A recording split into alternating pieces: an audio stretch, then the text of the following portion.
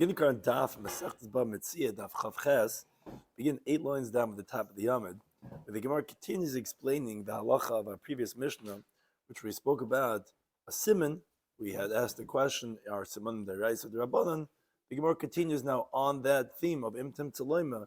If you say simanim is deraisa, what is the halacha in certain cases? Who would you decide to give it back to when there are conflicting reports about who is the actual owner of the item? The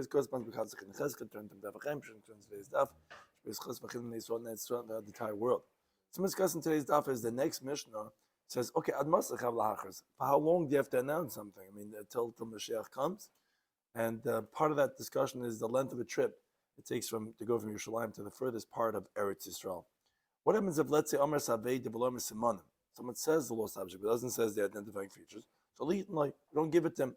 Gemara brings a machlekes regarding what does the guy who finds it announce. Rabbi Yehuda says Avidas Machris, that he announces he found the lost item, doesn't name the item. And Nachman says Klima Machris, no, the finder also names the item, and then the person gives the identifying feature of that item.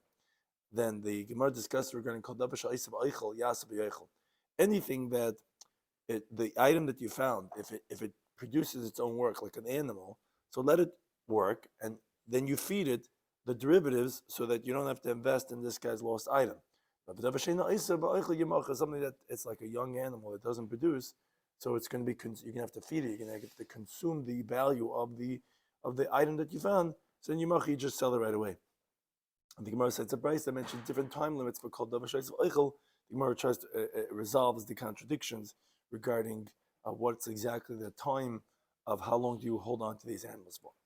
So begin the card Daf Chavches, 8 lines down at the top of the Yomid, where the Gemara had asked, are simanim deraisa or drabanan? We just answered, we said Shema Minah, we said, obviously simanim are deraisa. On that continues the Gemara, Amar Rava, says, Imtim tzalaim simanim deraisa, if you say simanim are biblical, which we're saying a chiddush, even if you're saying simanim are deraisa, even so, Eidim are better, as the Gemara is going to explain, in the case of one person that has a simon, that it's his, and the other one has Eidim that it's his, you give it to the one of Eidim. So we're just saying a chiddush, even if you'll say someone is deraisa. So the Gemara jumps in and says, Imtim taloima, if you're going to say, Hapashla, you just answered the question. You showed me someone deraisa, like you wrote the pasuk, which is darsheyu, if he's a deceiver or not. That's by him producing simanim. Says Gemara, no, you could say, like we had explained on the previous daf, that the way you check him out if he's a Raman or not is not with simanim, is with Eidim. So it's not really a definitive proof, simanim are deraisa. So if you say simanim deraisa, even so, continues Rava, if you have, let's say, simanim b'simanim, 2 people come, both say a siman regarding the item. So here the halach is yiniach. You leave it till Eliyah Navi comes, and that's it, because we cannot identify which one is the real owner. Now, chiddush is for this case. Even if you say simanim is deraisa, and the Eidim, and one guy brings Eidim, he has witnesses to say it's his, you give it to the one who produces witnesses, because witnesses are better than simanim. Now, what happens if simanim, one guy brings a siman that it's his, and the other one has the simanim be'eirechad, he brings his friend also that says that it's his.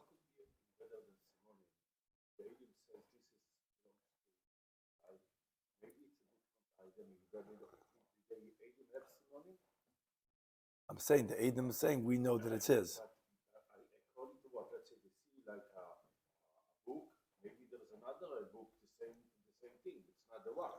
So Simonim is really more definitive. That this is it. Right. And so why would I say that that would be better than Simonim? The guy comes and says Simonim. So I said the Eidim who don't have Simonim would be better. Right. They said, I don't know.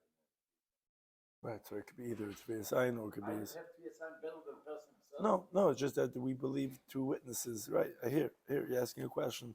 What should make it different that there's Eidim more than Simanim? Do the Eidim have Simanim? Right, could be. But that's how we always go. We go based on 2 witnesses. We ask them, say, how do you know?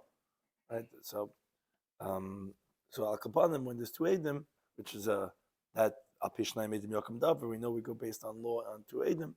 So that's where we say that we'll give it to them. Now, if let's say one guy has simanim, the other guy has simanim ve'eid echad, he has also one guy with him. So that we know in halacha idach command the lesser dummy. One witness is like insignificant. You don't do anything based on one witness. And therefore again, it's like simonim, you'll leave it. What happens if Eide Ariga, Beide Nefila? One guy has witnesses that he wove it. They said, we saw him making this garment. But Eide Nefila, the other one has witnesses that we saw it fall from him. So Tanas Eide Nefila, give it to the one who has witnesses that it fell from him. Why? I mean, we say, yeah, you wove that garment, but Zivun Nizabna, then you sold it. It fell from that guy who it fell. So if the guy has witnesses that it fell from him, you give it to him, not to the one who did the weaving. What happens if, let's say, Midas Arkai? One guy gives the measurement of a garment's length. Midas Rachbai. The other one says the measurement's width. So that's Midas Arkai. Give it to the one who produces the length. Why? Because Midas Rachavai, measurement of the width, shiur Kamesharla, a person could evaluate it, kan mixi lamar b'kai. When he saw the owner wearing it, he could evaluate it, says, that I could imagine that the width is this amount. But Amidas Arkai, the measurement of the length, limishtarla, it's you can't really evaluate it so well. And therefore, we're going to give it to the one who produced the length versus the width. What happens in another case? Midas Arkai, Midas Rachbai. What happens if one guy comes along and says, this is the length and this is the width, and the Midas Gamav, the other guy says, the sum total area of the length and the width is this amount of amas. But I don't know individually how much is the length and how much is the width. That's the word gamav, because the Greek letter gam is made like our L, like a endochaf. So therefore, the length and the width together is called gamav. So who do you give it to? No, you give it to the one who says specifically the length and the width, because his simon is more detailed. He doesn't just know the sum total, he knows individually the length and the width. What happens if one guy gives midas arka, midas rachbai, gives the width and the length, or midas mishkalaisav, the other guy gives the garment's weight. He knows the midas mishkalaisav, states elsewhere it says that it's regarding things that a person wouldn't necessarily know. And therefore, again, it's more definitive when you say the weight, because other items, actually, it's more definitive. The way everyone knows that this is what the weights usually are. So he'll give it to the measurement of the weight. Now, similarly, regarding the halachas of get, let's say you find a guy finds a get. So Simon, I get. The husband says the identifying features of the get, and he says it fell from me. I changed my mind. I never gave it to my wife. Simon, I get, and she says that no, it fell from me. That he gave it to me and he divorced me, and she gives the signs of the get. You give it to her because he obviously gave it to her, and he knows this among them because he had it beforehand. But she, if it wasn't given to her, where would she know Simonu I get? So the Gemara says that b'mai. Well, what exactly is the simon of the get that they're giving? I mean, the ilam means arkaverachbai. If it's regarding the length and the width of the get, maybe when he was holding it, she saw the measurement. How could that bear the identifying feature to say that he obviously gave it to her? So rather says the Gemara, they're saying there's a hole on the side of that letter on the document. And again, he says it because he knows he wrote it. How would she know it unless it was given to her, and therefore we believe that it fell from her? What happens if he says the signs of the string that the get is tied to, and she says the signs that the string, what it's attached to. You give it to her. So what simon are they giving in the string? If it's regarding red and white, maybe she saw when he was holding on to it, she saw the color. How long is the string? How would she know unless it was given to her? So we give it to her. Now, the last case actually is different. He says to the guy who found it, you found it in this skin bag, like a type of flask. She says it was in the chafisa. You give it to him. My time. What's the reason? He's made the other. She knows whatever he has. She knows her husband. He has the same bag he always uses, and all his precious stuff he keeps in that bag. So the fact that she says, "Oh, you found it in the bag," it's not a raya because she knows whatever he keeps there. So therefore, we're actually going to give it to him. It's not definitive to give it to her. The next Mishnah, stay on this theme about the chiv of Shabbos Aveda. So it says the Mishnah, Ad Masach Havlachas. Okay, how long do you have to announce something? So it's a machlokes. First opinion says, Ad Kadesh Yedu B'Shchenov. The Meir says, until the neighbors, the Gemara is going to ask whose neighbors are we talking about, but until the neighbors find out, that's how long you have to announce it. Yudami says, Shalosh Regalim, for 3 Yom Tovim. Now, after the last Yom Tov, you have to go another Shiva Yomim, another 7 days, so that everyone could go Lebeisai to his house. Shleisha, that from when he hears the announcement, that it takes him 3 days to get home to know if he lost something. And if he realized he lost something, 3 days he could get back to Yerushalayim. And then B'yachas, and then the one who lost the item will announce, I lost, and these are its signs. That takes Yom Echad, 1 day. So that's a total of 7 days. I was going to ask that in 3 days, it's not enough to get from Yerushalayim to the end of Eretz Yisrael. But upon them, that's how much time Rabbi Yehuda is allotting for the last Yom Tov for guys to go home and come back with their Simanim. So the Gemara explains the Reish of the Mishnah first. We said that how long do you have to announce, says the Meir, until the neighbors know. So Tanu in the Brisa, Shchina Aveda, the neighbors of the lost item. So Shchina Aveda. What does it mean the neighbors lost item? Ilema Shchenim de Balaveda. If it means the neighbors of where the owner of the lost item lives, if you knew who the owner of the lost item was, go return it to him. So obviously you don't know who the owner is to announce it in his neighborhood. We mean the neighborhood of the place where you find the lost object. Maybe it's someone from the neighborhood. Until everyone from the neighborhood announces, that's how long you have to announce it according to Rameh. Now, he had a very different criteria. He said, Shalosh Regalim, everyone comes to Yerushalayim anyway, you announce it. Pesach, Shavuos, Sukkot. After the last Yom Tov that you're there, you wait another 7 days. So that people could go home 3 days, check, come back, and then that's 7 days. So the Gemara says, Vermina seems to be contradicted from the Mishnah Masechtas Tainis. Really? It only takes 3 days? We have a Mishnah that says, so after Tishrei, after the Yom Tov of Sukkot, it's getting winter time, on the 3rd of Cheshvan, Shoyel Nesek Sham is when we ask for rain. He says, no, on the 7th of Cheshvan. Why?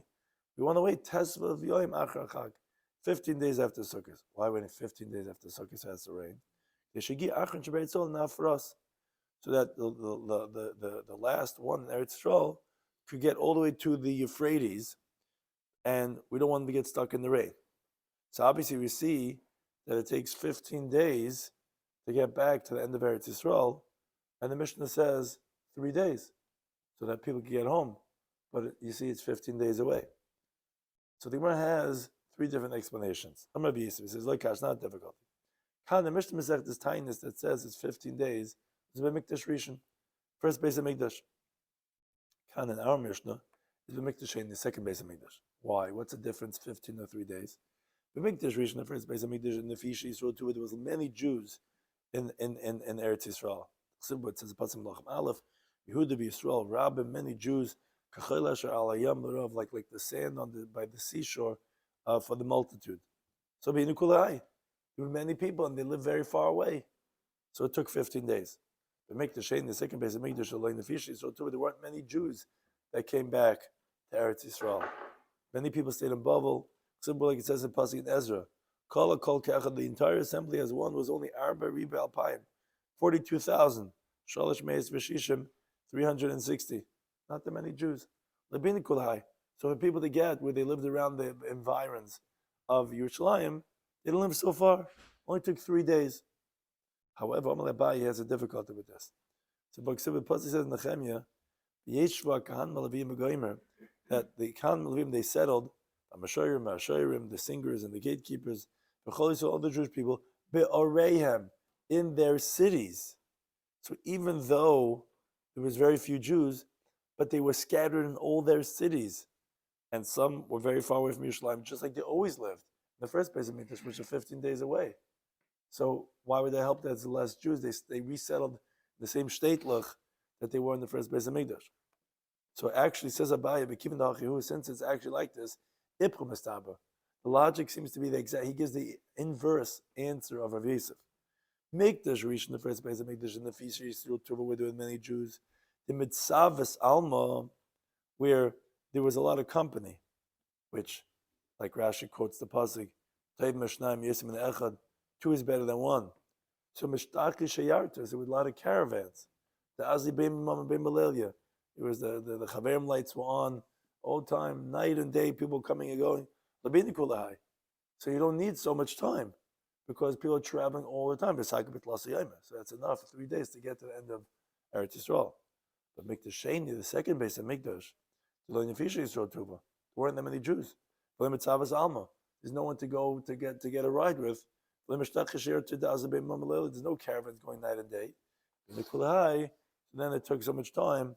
It takes 15 days, which Taisa wonders. He says, "What are you talking about?" Bantam says, "If you're saying that by 3 days when they were in the first Beis Hamikdash, it says 7.5 days it should require, because you tell me when the people only traveled during the daytime, the second Beis Hamikdash took 15 days. So how about the first Beis Hamikdash? Did it take only 3 days? So they went at night also. That's only double. So how did it take? And it should be half the amount of time, 7.5 days. Why is it taking just 3 days?" He says, "No. When there's no caravans, no one's going at nighttime. They also don't go the entire day, because you have to find an apartment for the nighttime. So you get there, you unpack, you leave 11 o'clock in the morning. So it's not the whole time. If you're going all time, it's 3 days. Not going all time, it's actually not going to be just double. It's going to be more. It's going to take 15 days till you get there. That's one approach. Second approach, really. Rav Ami says the third approach, no, it doesn't make a difference. That we're always going to say, even though you're right, it might take 15 days to get to the end of Eretz Yisrael, we're giving only 3 days. Why? The rabbis didn't require the guy who finds a lost object to wait. Suddenly he's off from work for a month because he found the lost object. We didn't require more than that. So therefore it's not a steer at all. We're not talking about how long it takes. We're just saying how much time we give. Now, based on this teaching of Rabbi Yehuda, Ravina says, we could infer from the fact that the Rabbanan don't give time, but to go and to come back, that's how much, 3 days to get there, 3 days to get back. So, and then 1 day, which is the day that the guy calls out, I lost this object. So obviously, kimachris, when the guy who finds it announces, glima machris, he announces, I found a certain specific object. And therefore, they didn't require to give another day where a guy could go home and check all his stuff, what he lost, because the guy knows how many talises he has. When he comes home, he checks if it's there. It doesn't need any time. Because the Isa is if you would think to say that the guy just announces, I found the lost object. It doesn't mention what it is. So being the mitzvah lechad yoima, when you have to add on another day, liyuna b'moni. He has to check everything he has at home, which is machlekes and amid beis. What do you announce? If you announce just, I found something, well, I don't know what that means. A rake, a tire, a jacket. You would have to check everything. Obviously, the guy says what, and you don't have to delay when you come home. You just check right away and you come right back. So, says the Gemara, that obviously, that you announce a garment. You say what it is. The Gemara says, no, Rav Amar says not necessarily. For the time, you could even say that he only announces, I found a lost object. But like we said just before, like Tricher Rabbanan. Rabbanan do not require this guy who finds it to wait by lost object, gives him time more than necessary, more than 7 days. So just like we said before, that maybe people live far away, it takes them more than that. And look at that, we're not waiting more than that. Only waiting 7 days. You're also, even the guy announces a lost object, guy doesn't know, doesn't make a difference. We didn't require more than that. We're learning the Bryce to continue on this theme of Rabbi Yehuda's opinion of Shalosh Regalim, that you announce it, and then the last Yom Tov, you wait 7 days. Regel Rishon, the first Yom Tov that he announces, I found something. Omer, he says when he announces it, this is Regel Rishon. This is the first Yom Tov, meaning not to make the guy who lost it to go through the effort to come back, because when he comes back the next Yom Tov, he'll be al regular and he'll give it simonim. Regular sheni Yom regular sheni. Second Yom Tov he says it's the second Yom Tov. Regular shlishi Yom stop. Third Yom Tov he says I found something. Doesn't say which Yom Tov it is, so that the guy who lost it should not rely on the coming Yom Tov. I'll understand it's the last Yom Tov and he's got to come back within 7 days. Says Gemara, why? Let me regular shlishi. Why doesn't he just say it's the third Yom Tov? Says Gemara, no, we don't want the guy who lost it to confuse it with the second one. Maybe he's going to think that, oh, he said the second Yom Tov. We don't want him to mistake it. Says Gemara, well, Sheni Nami then. Second Yom Tov also, as we continue to Beis, Asla Chluf Berishin. Why are you saying Sheni? He might confuse with the first one. Says Gemara, okay, but Asla regular shlishi. Even if he thinks it was the first one and he thinks he has another one, there is going to be another one. The regular shlishi, there's no other one. Don't say a name so the guy knows it's the last Yom Tov. It's always helpful to know when something was lost. To think, fuck, I lost it. Why would you admit that? No, the guy who finds it says which Yom Tov it is of finding it. The guy who finds it says it's the first Yom Tov I found it. Second one. He wants the guy to know that you still have. Yeah, that you have another. Well, it's just telling, when he announces which Yom Tov, he's telling him how much time he has left. When you announce, yeah, that lets a guy realize, hey, maybe I lost something. He'll go home and he'll check. So if it's the last Yom Tov, he's not going to get another chance. He has to come back. If it's the first Yom Tov, the second Yom Tov, he could come back another Yom Tov later, and the guy will be announcing it again. So the Gemara continues with a rule about making these announcements. In the Brisa, Rishon in the beginning,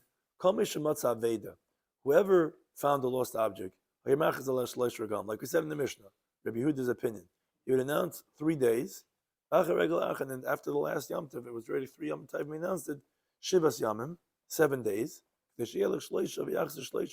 the guy could go home 3 days, come back 3 days, and 1 day for the announcing. Again, that's like Rabbi Yehuda in our Mishnah. The mayor said less than that. The mayor said just get to the neighborhood that it was found. But the Beis Hamikdash was destroyed, which shall be rebuilt speedily in our days. They instituted Shemachrizim Babatik in the season of Madrash. So there's no Beis Hamikdash, no one's coming Oile Regel. So you announce it in Shul in the Beis Medrash. Now, Mishurabba Nasim, but once the mobsters, the people that would steal, when they increased, so you make an announcement in Shul, they're going to force you to give it to them. So they instituted they should just let the neighbors know, Midav and his friends, that's enough. Let the people around you know you found something. Says what does that mean when who's the anasim that increased? The army they say Abadas Lamalka, they say that whoever finds something has to go to the king. So if you put up a sign in Shul, they come in, they say, you found something, we're taking it to the king. So it wasn't a valid way of announcing anymore.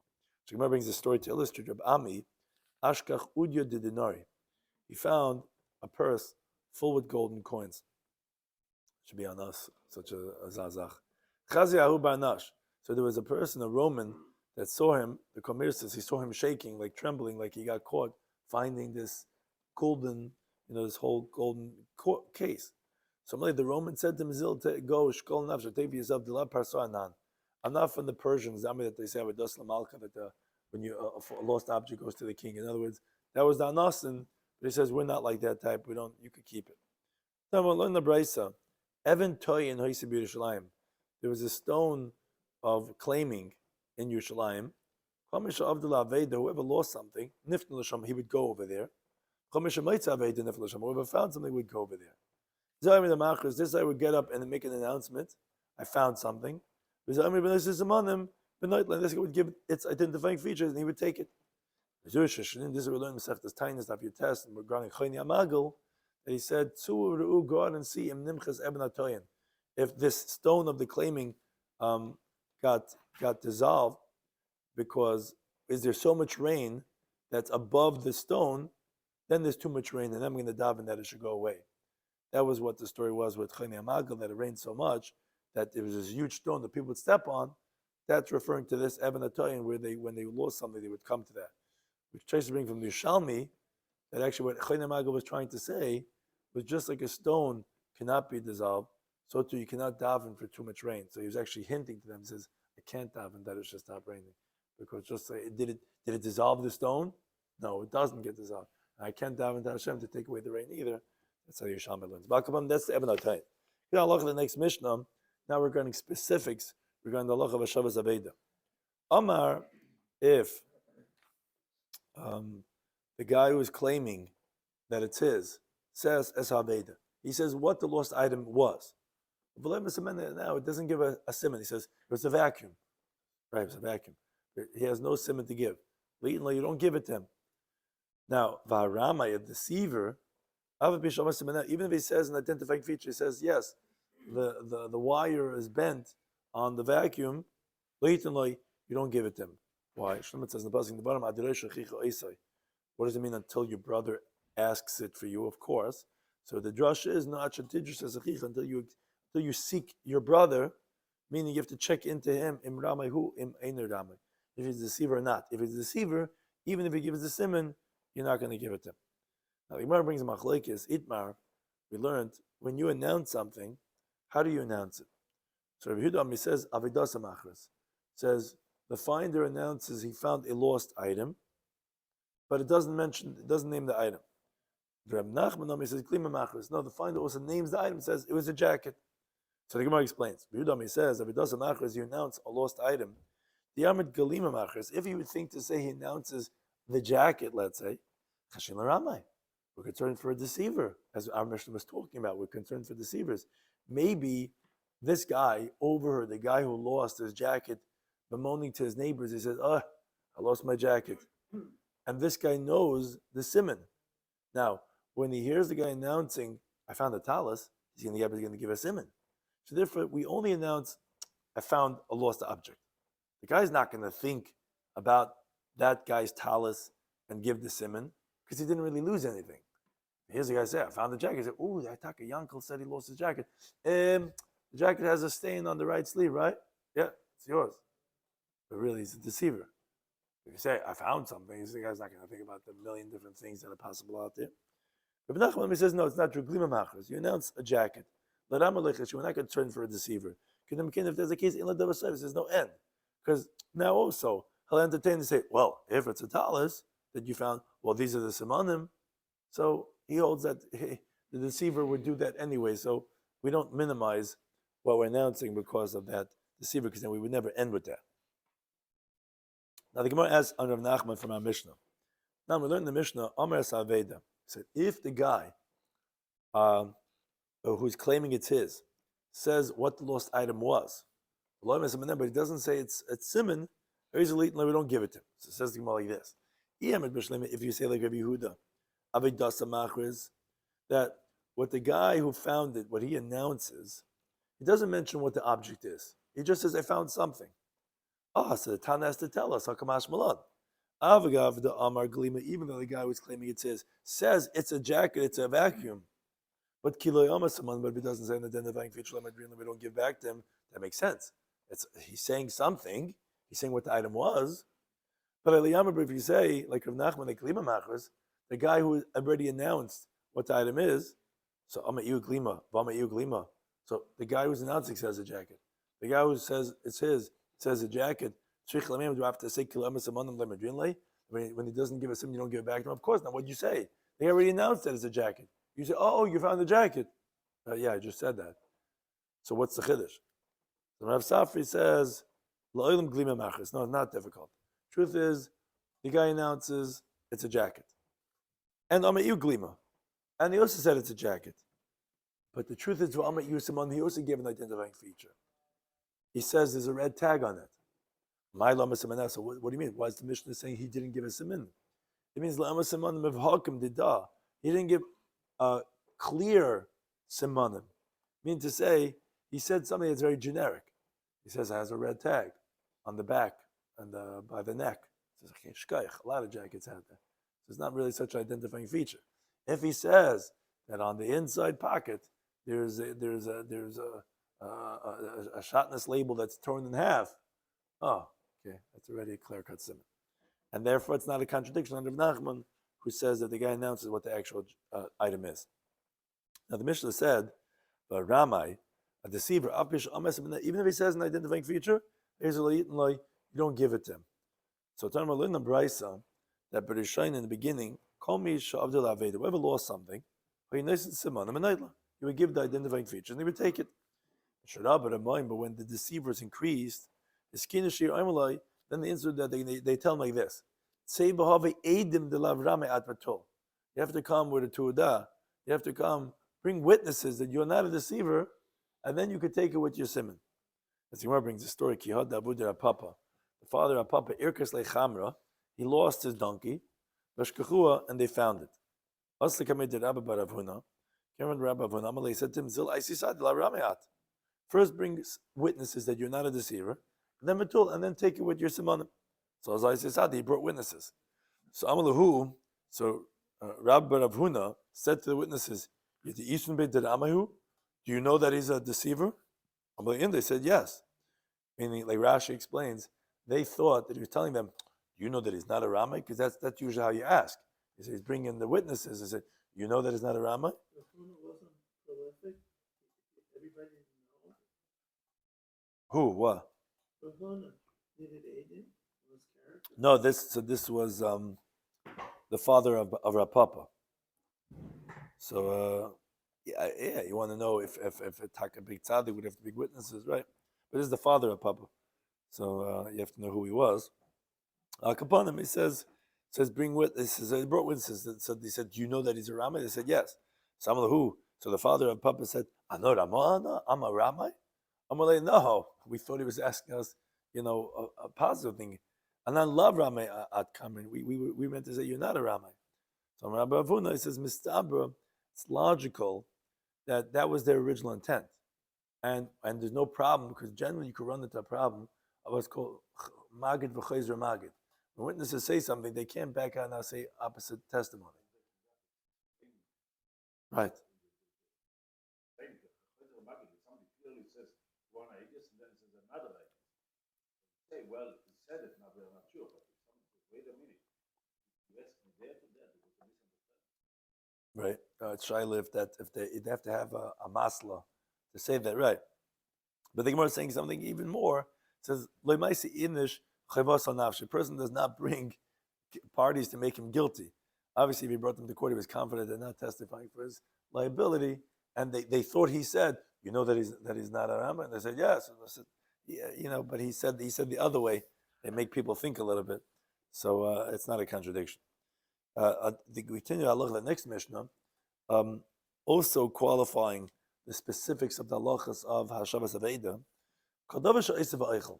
Any item that you find that produces and it consumes. So if it's a lost object, you could feed the item the reward of what it does. For example, an ox or a donkey. So yasav let it work and eat. Meaning, the one who finds it should not sell it if the owners are delaying from claiming it, because everyone prefers the animal that he recognizes, that he knows for a long time, and he already taught it, he already programmed it, so he doesn't want a new AI, he wants his AI. So it produces, you can do a program with it, keep it and let it consume its own what it does.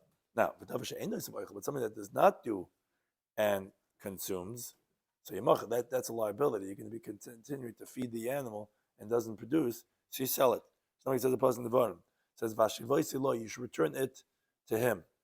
What does that mean? Look how you're going to return it to him. Meaning, don't have the animal consume half of its value, because if that's the case, you're not really returning anything to him. So then the question is, this opens up a new conversation.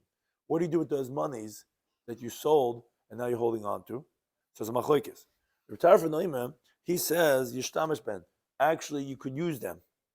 Lafikach, therefore, as the Gemara is going to explain what's the therefore, if they get lost, because you're allowed to use the monies, now you have a higher liability, and you're responsible what happens to the monies. Kivami says, no, lo yishtamish ben, you're not allowed to use it. If they get lost, you're not going to be responsible for their insurance. Okay, now the Gemara goes back to opening halacha. We said, anything that works and it consumes, so let it work, it makes money, and then when it consumes, it's really covering itself. The question is, says, Ula Olam? Says Gemara, forever. This guy's got to be busy with this guy's watching his animals, working the animals to pay off what the animals' expenses. So for the next 5 years, 10 years, guys suddenly this animal he found he has to keep now and work it. So Menachem Mishmul says no ajud beis chodesh. We give up until 12 months. Anything that works and consumes, like a donkey or a cow, you have to be busy with it until 12 months. From that point onwards, Sham Demein, you assess its value, you sell it, Manichan, and you put the money away. Now, whereas a golem, but calves, B'syachim, and young donkeys, where they don't work, so then then you only have to be busy with them for 3 months. After that, Sham Demein, Manichan, you assess its value and you put it away. Now, so too avazin, which are gander, those are the male geese, Batanagoyim and roosters, which are males, which do not produce eggs. So they're not worthy of holding on to. You only hold on to them for a period of 30 days. After that, you evaluate its value and you put the money away. Now, related, Amar Nachman Yitzchak says Tanagoyim, on the other hand, a hen, that's like large animals like cows and donkeys that we spoke about, and it's oisav eichel because it lays eggs. So you hold on to it for 12 months because again, it could consume the value of the eggs that you're selling. Tamach is similar in the brisa. Tanagoylis megasa, chickens and large animals, where we're saying they're the same because they're oisav eichel. The top eventually you hold on to for 12 months. After that, if the person didn't claim it, then you evaluate it, you sell it, and you put the money away. Now, agol mesyachim, calves and young donkeys, metaben lamadyoim, you're busy with for 30 days. After that, you evaluate its money and you put it away. The male chickens and geese, anything that you're working more than it consumes more than what it earns. You're only busy with 3 days. After that, if the person doesn't claim it, you evaluate, you sell them, and you put the money away. The Gemara says a contradiction. You have 2 contradictions in the brises. Kasha, you have a difficulty. Agolim v'siyachim. The first brisa says you hold on to the young calves for 3 months. Agolim v'siyachim. The second brisa says you hold on for only 30 days. And you also have a contradiction. Avaz v'tan the the male chickens and geese. First brisa says you hold on for 30 days. Avaz v'tan the goyim. On the second brisa says you hold on for only 3 days. How do we resolve that?